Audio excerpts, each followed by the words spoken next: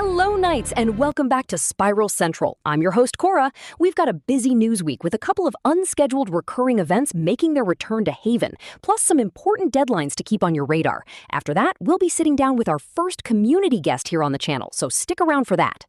First up this week, the Emberlight Adoption Agency has made its return. If you've been holding on to your crowns, this is your chance to pick up one of several Monster Pocket accessories directly.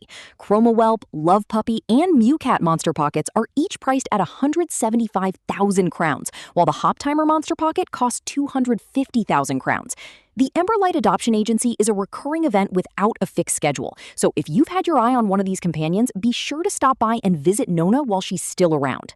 And in a similar vein, the Golden Slime Casino also made a surprise return yesterday, June 25th.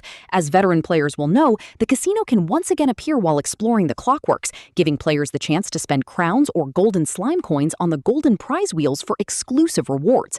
One thing worth keeping an eye on is the featured slime lockbox. Historically, each Golden Slime Casino has introduced its own exclusive lockbox. I can't say what's inside this one just yet, but I can confirm that the current featured lockbox is labeled 00E. If you happen to save any golden slime coins from the recent Summer Solstice event, now's the perfect time to put them to use. As more information about the 00E lockbox becomes available, I'll be sure to cover it in a future episode. Moving on to other event news, the long migration has officially come to an end. The Tortodrone event wrapped up on June 22nd, which means the Ancient Grove is now closed. If you've been farming ancient shells or working toward any of the Tortodrone gear, hopefully you managed to get everything crafted before the deadline. The mysterious alchemy machine is still hanging around, but without access to the Grove, you'll have to wait until the next migration rolls around before collecting more event materials. Speaking of things ending, Summer Solstice has also packed up for the year. The Solstice prize box promotion has officially ended, which means the event's seasonal rewards, including the summer and winter accessories, UV tickets, confetti, and everything else found in those boxes, are no longer available through the official event. If you missed out, you aren't completely out of luck. Many of these items can still be obtained through player trading, though the prize boxes themselves aren't expected to return until next year's Summer Solstice event.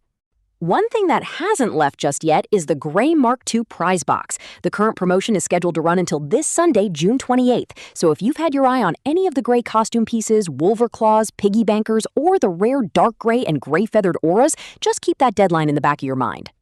And that's it for this week's news. Now it's time for our first community spotlight.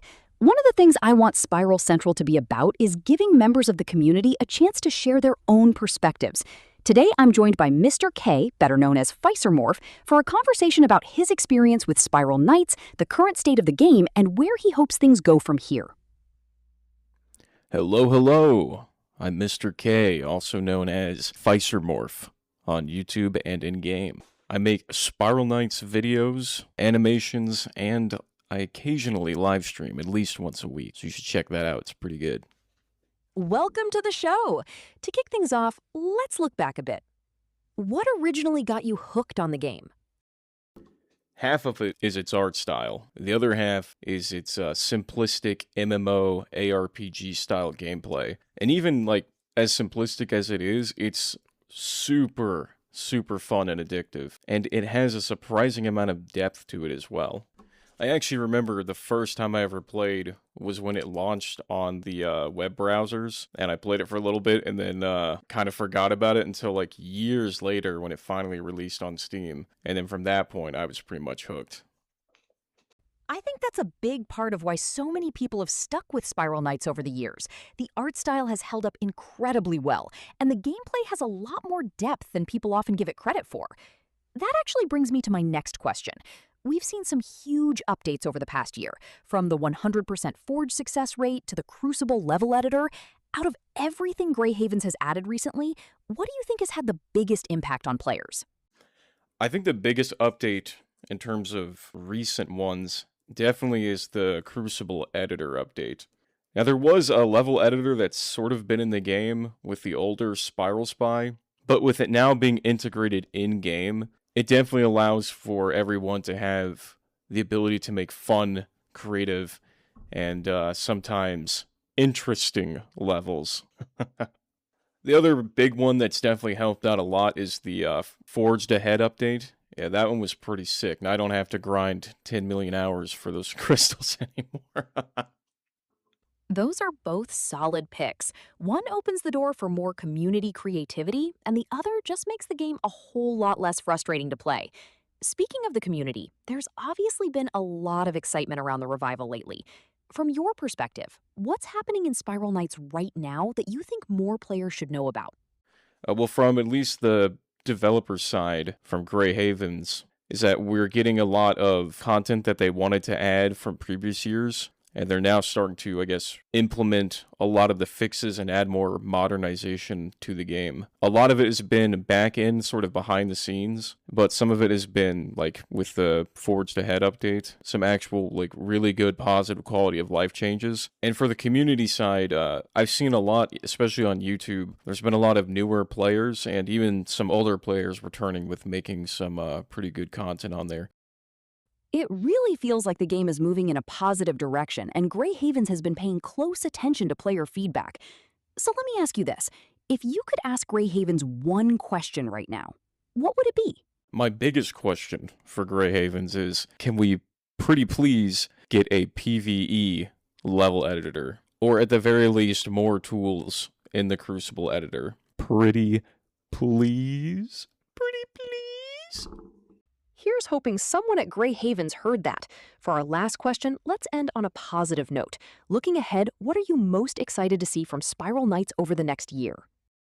Pretty much everything. There's rumors of a rebalancing update. That sounds pretty cool. I hope it's all buffs and no nerfs. I'm crossing my fingers, really crossing them tight. But I'm also excited to see for all the stuff that even we may not know about until it releases. I'm hopeful that it's going to be a lot of new mission-based content, whether it's just prestige missions or hell, even a new DLC with new specialized weapons.